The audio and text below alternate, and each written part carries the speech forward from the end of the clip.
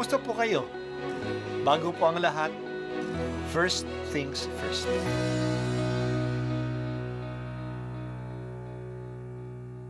Good morning po. Sinisimulan po natin ngayon ang first things first. At dito po, tinatalakay natin sa unang bahagi ng umaga natin ay ang first readings na binabasa po sa banal na misa.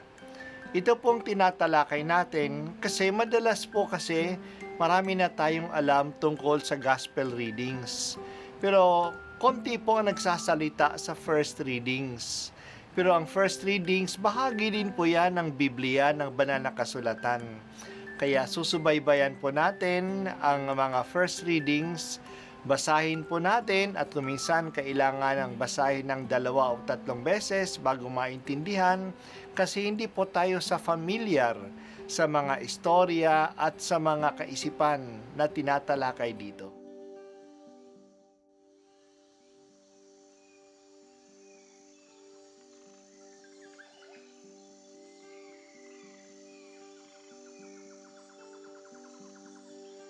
Ang pagbasa mula sa mga gawa ng mga apostol.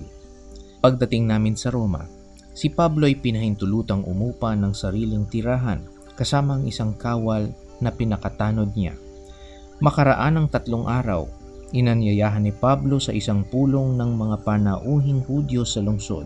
Nang magkatipo na sila, sinabi niya, "Mga kapatid, bagamat wala akong ginawa laban sa ating bansa o sa mga kaugalian ng ating mga ninuno, hinuli ako sa Jerusalem at isinakdal sa kinatawan ng pamahalaang Romano.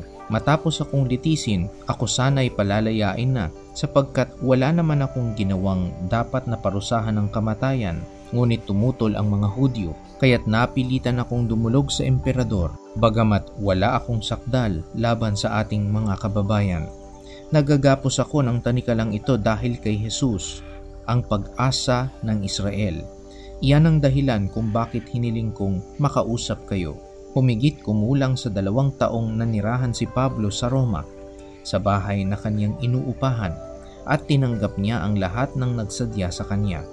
Hayagan at walang sagabal na nangangaral siya tungkol sa paghahari ng Diyos at sa Panginoong Hesukristo. Ang salita ng Diyos. Salamat sa Diyos. Ang pagbasa natin ngayon ay ang huling bahagi ng aklat ng mga gawa ng mga apostol. Nilaktawan natin ang mahabang kwento ng paglalakbay ni Pablo kasama ng kanyang bantay na Romano mula sa Caesarea sa Palestina hanggang sa Roma. Matatagpuan ito sa Acts chapter 27 and 28. Maraming adventures pang dinaanan si Pablo. Nandiyan na ang lumubog ang barkong kanilang sinasakyan. Napadpad sila sa isla ng Malta. Natuklaw si Pablo ng ahas at marami pang ibang kwento. Basahin na lang ninyo ito sa chapters 27-28. Pagdating nila sa Roma, si Pablo ay pumunta agad sa Jewish community doon at inilahad ang kaso niya. Dahil sa kapwa nila Hudyo sa Jerusalem, kaya si Pablo ay napilitang umapila sa Roman governor, sa Roman emperor, kaya siya pinadala sa Roma. Sabi naman ng mga leaders ng mga Hudyo na wala naman silang natanggap na akusasyon laban sa kanya mula sa Jerusalem, kaya hindi nakaharap si Pablo sa emperor. Nanatili si Pablo sa Roma na bilanggo at malaya. Bilanggo kasi may kasama siyang palaging Roman soldier na nakabantay sa kanya. Malaya kasi pinayagan naman siyang umupa ng bahay at malaya naman siyang pumunta kahit saan at kumausap kahit kanino. Dito nagtapos ang aklat ng gawa ng mga apostol. Medyo bitin.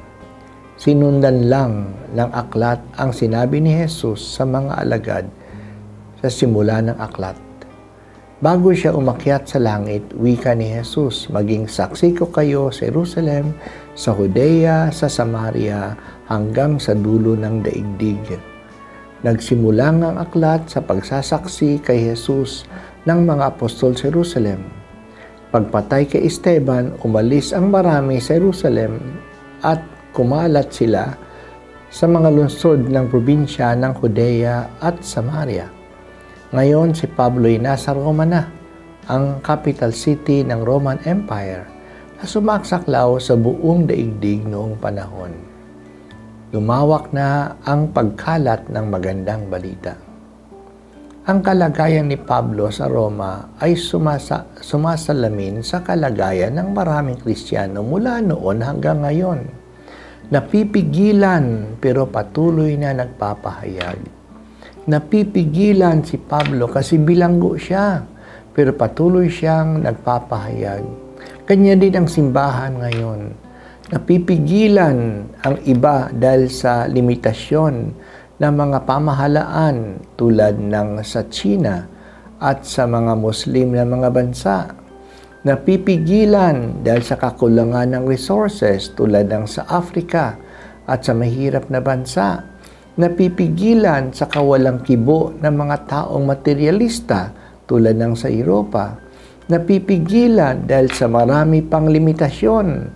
Pero kahit na may limitasyon, kahit na napipigilan, patuloy pa rin ang ating pagpapahayag na si Jesus ay ang Kristo at ang Hari ng mundo. O Diyos, wala namang ideal situation kung kailan kami makapagpahayag ng magandang balita. Mayroon palaging humahadlang sa amin, pero hindi po napipigilan ang pagkalat ng magandang balita. Binigyan po ninyo ng kakayahan si Pablo na patuloy na magsalita tungkol kay Jesus kahit sa anong sitwasyon. Patuloy ang kanyang pangmimisyon. Bigyan niyo rin kami ng ganyang kakayahan.